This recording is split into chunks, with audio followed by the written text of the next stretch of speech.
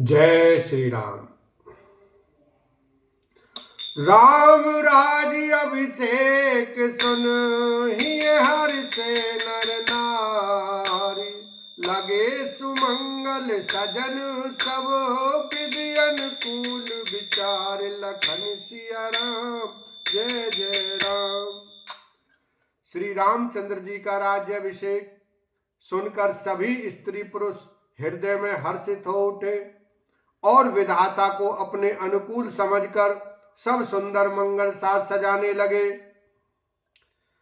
तब नर नाह वशिष्ठ बुलाए, राम धाम सिख देन पठाए, गुरु आगमनु सुनत रघुनाथा, द्वार आई पद नायउ माथा।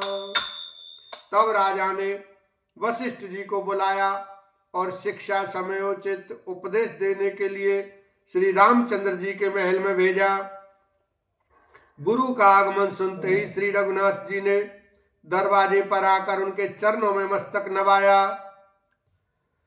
सादर अर्घ्य दे घर आने, सोर है भांति पूजी सन्माने, गहे चरण सिय सहित बहोरी, बोले राम कमल कर जोरी। आदर पूर्वक अर्घ्य देकर उन्हें घर में लाए और षोडश चार्क से पूजा करके उनका सम्मान किया। फिर सीता जी सहित उनके चरण स्पर्श किए और कमल के समान दोनों हाथों को जोड़कर श्री राम जी बोले, सेवक सदन स्वामी आगमनु, मंगल मूल अमंगल दमनु, तदपि उचित जनु बोली सप्रीति, पठइय काज नाथ असिनीति। यद्यपि सेवक के घर स्वामी का पधारना मंगलों का मूल और अमंगलों का नाश करने वाला होता है, तथापि हे नाथ, उचित तो यही था कि प्रेम पूर्वक दास को ही कार्य के लिए बुला भेजते, ऐसी ही नीति है। प्रभुता तजी प्रभु कीन सनेहु, भयउ पुनीत आज यहु गेहु, आयसु होई सो करो गोसाई, सेवक लहई स्वामी सेवकाई। परंतु प्रभु, आपने प्रभुता छोड़कर स्वयं यहाँ पधार कर जो स्नेह किया, इससे आज यह घर पवित्र हो गया। हे गोसाई, अब जो आज्ञा हो मैं वही करूं। स्वामी की सेवा में ही सेवक का लाभ है।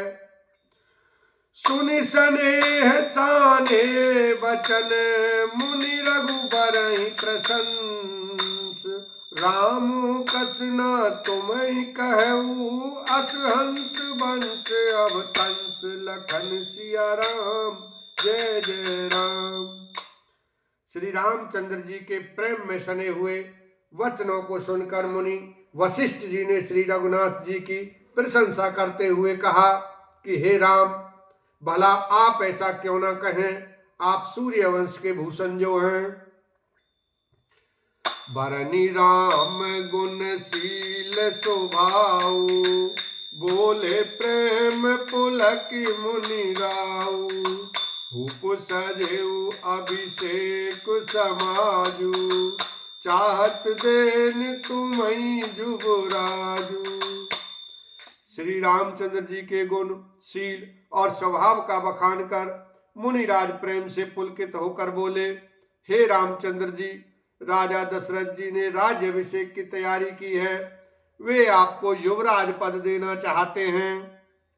राम करऊं सब संयम आजू, जो विधि कुशल निभाए काजू, गुरु सिख दे राय पही गयऊ, राम हृदय अस विस्मय भयऊ। इसलिए हे राम जी, आज आप उपवास हवन आदि विधि पूर्वक सब संयम देख कीजिए जिससे विधाता कुशल पूर्वक इस काम को निवाह दें, सफल कर दें। गुरुजी शिक्षा देकर राजा दशरथ जी के पास चले गए। श्री रामचंद्र जी के हृदय में यह सुनकर इस बात का खेद हुआ कि जन्मे एक संग सब भाई, भोजन शयन के लरिकाई, करण वेद उपवीत भी आहा, संग संग सब भय उठा। हम सब भाई एक ही साथ जन्मे, खाना सोना लड़कपन के खेलकूद कंछेदन यज्ञोपवीत और विवाह आदि उत्सव सब साथ साथ ही हुए।